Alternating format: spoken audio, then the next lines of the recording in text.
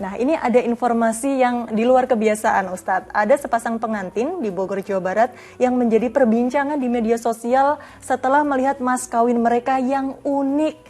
Mempelai pria memberikan ular piton dalam mas kawinnya.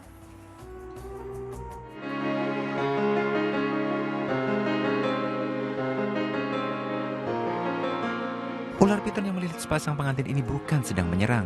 Ular tersebut adalah bagian dari mas kawin pria bernama Sigit Setiawan yang diberikan kepada istrinya saat melangsungkan akad nikah di kantor urusan agama Sukaraja Bogor. Sepasang mempelai tersebut memang sudah menyukai reptil sejak lama.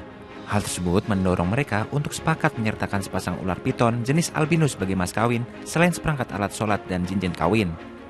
Kendati sempat mendapatkan penolakan keluarga mempelai wanita, namun setelah dijelaskan, mas kawin yang unik tersebut akhirnya dapat diterima.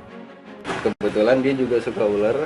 Nah, saya pernah bilang nanti kalau nikah ngasih mas kawin ular Kebetulan dia mau.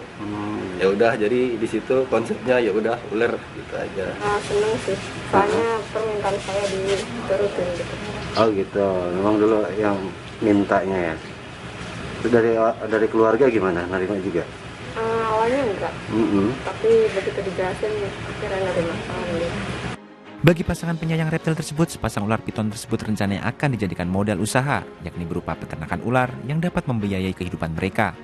Iwan Kurniawan melaporkan dari Bogor, Jawa Barat. Masya Allah, mas kawin berupa ular yang diberikan oleh pengantin pria kepada pengantin wanita sangat unik sekali.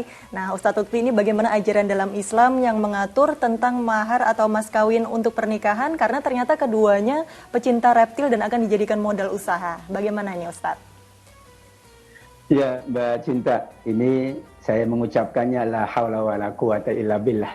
Tidak ada yang dapat kita lakukan terhadap kedua pasangan ini. Tapi begini, pernikahan itu adalah sesuatu yang sangat sakral. Fa innakum akhadtumuhunna bi kalimatillah. Sungguh kalian sudah melangsungkan ini dengan kalimat Allah. Allah hadir saat itu, malaikat pun menyaksikan. Meskipun pada hakikatnya manusia yang melihat, tapi kan Allah, tapi kan malaikat ikut menyaksikan.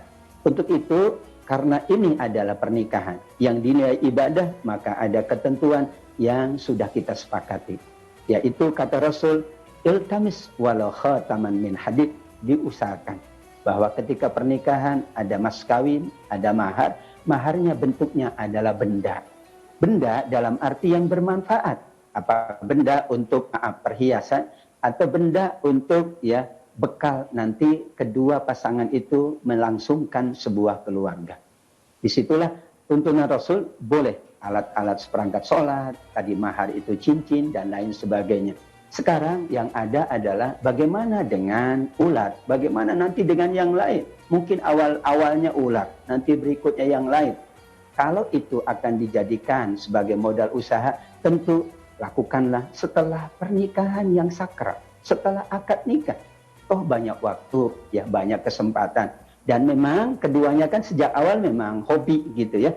Maka hobi yang tentu ini kita katakan sesuatu yang unik, namun itu di luar dari dalam tanda kutip forum majelis yang sangat sakral yang bernama akad nikah. Hindari hal-hal yang nyeleneh, hal-hal yang mengurangi kesakralan, mengurangi kekhusyuan, mengurangi kekhidmatan. Ini khawatir nanti yang menyaksikan jadi tidak khusyuk bukannya melihat pengantin malah melihat ular, dan mungkin ada beberapa orang yang tidak berani dan akhirnya bukan sebuah pernikahan yang khidmat, pernikahan yang nuansanya adalah rahmat Allah, nuansanya adalah malaikat mendoakan, berubah menjadi sesuatu yang menjadi tontonan. Sehingga mohon, dan ini tidak terjadi untuk yang kesekian kalinya, tetap kita mengikuti tuntunan baginda dan juga pemerintah yang ada. Kalau ada hobi, ada keinginan yang lain, itu bisa kita langsungkan setelah akad pernikahan yang sakral di mata Allah Subhanahu wa Ta'ala, insya Allah. Insya Allah. Jadi bisa dikatakan bahwa binatang seperti ular tadi tidak diperbolehkan untuk dijadikan mas kawin ya Ustadz ya? Betul. Karena benda yang bermanfaat untuk ibadah, apakah untuk kebutuhan istrinya perhiasan, ya dua hal itu, yaitu untuk kebutuhan ibadah, seperangkat alat sholat, ada mushaf atau ada yang lain, dan untuk perhiasan wanita karena mahar adalah hak calon istri.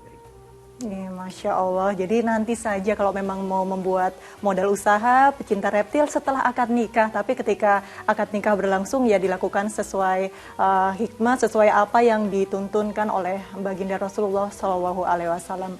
Dan Masya Allah Ustadz, terima kasih banyak atas tausiahnya hari ini. Terima kasih banyak kepada Ustadz Atabik Lutfi yang sudah berkenan memberikan tausiahnya kepada kami. Assalamualaikum warahmatullahi wabarakatuh Ustadz. Waalaikumsalam warahmatullahi wabarakatuh. Terima kasih semuanya, Mbak Cinta. Terima kasih Ustadz.